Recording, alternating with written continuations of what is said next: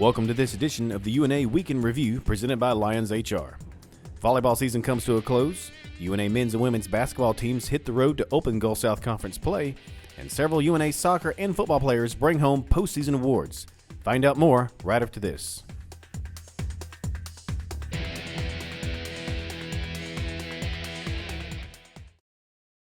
Hi, I'm Bill Lyons with Lions HR.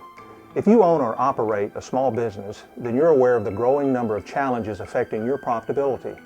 And if you're like most companies, the most expensive challenges are often people-related. At Lions HR, we've helped hundreds of business owners who were frustrated with the rising costs of payroll, workers' compensation, employee benefits, and the ever-increasing number of employment regulations. There's a better way to manage your human resources. Find out how working with Lions HR can improve your company's profitability.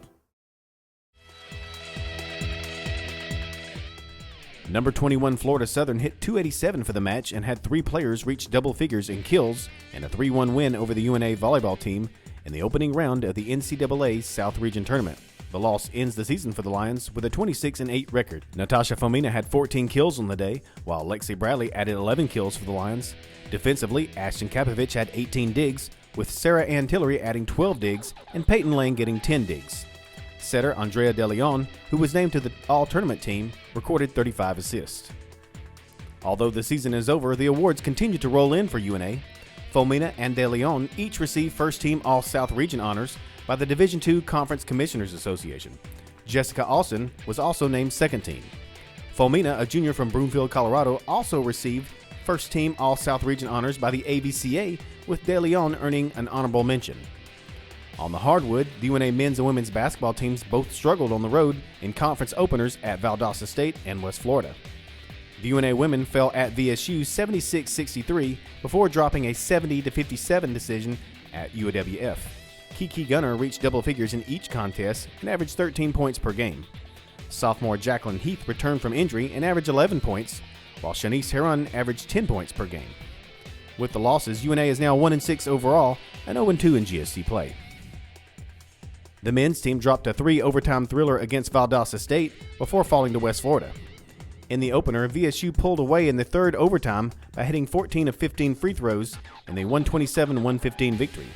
The game set a school record for most combined points in a UNA game and also snapped a 10-game winning streak against the Blazers.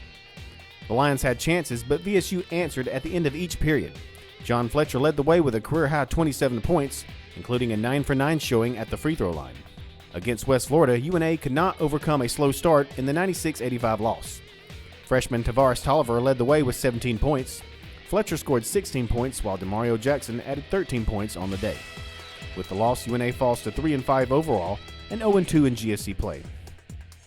Both UNA basketball teams will be back in action Thursday as the Lions host West Georgia in a GSC doubleheader. Tip-off for the women's game will start at 6 p.m. at Flowers Hall. Postseason awards also continue to roll in for standouts on the UNA football and soccer teams. The D2CCA named Chloe Richards the South Region Player of the Year. She was also joined by Susan Lang and Margarita Sosa on the first-team All-Region team. Richards and Lang were also first-team All-South Region selections by the NSCAA, while Beatrice Fernandez was selected to the second team. After being selected as a COSATA Academic All-American, Richards later received All-America honors on the field by the NSCAA. She finished the season as a top goal scorer in all of NCAA Division II. Richards was not the only UNA player named COSATA Academic All-American. Wide receiver Lee Mayhaw also brought home the honor for the Lion football team. The duo represent just 2 of 168 Division II players to earn first-team honors. The D2CCA also released the All-South Region football team with 6 Lions making the cut. On offense, running back Lamonte Thompson and offensive lineman Stephen Evans each received first-team honors, while quarterback Luke Wingo was the Regional Player of the Year. On defense, linebacker C.J. Jackson and safety Floyd Jones were first-team picks, while cornerback Philbert Marshall was named to the second team.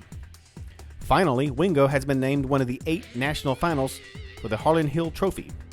The award is given annually to the top player in NCAA Division II.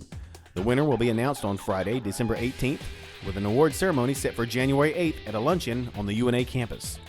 Thank you for joining us on this edition of the UNA Week in Review, presented by Lions HR. I'm Shane Herman.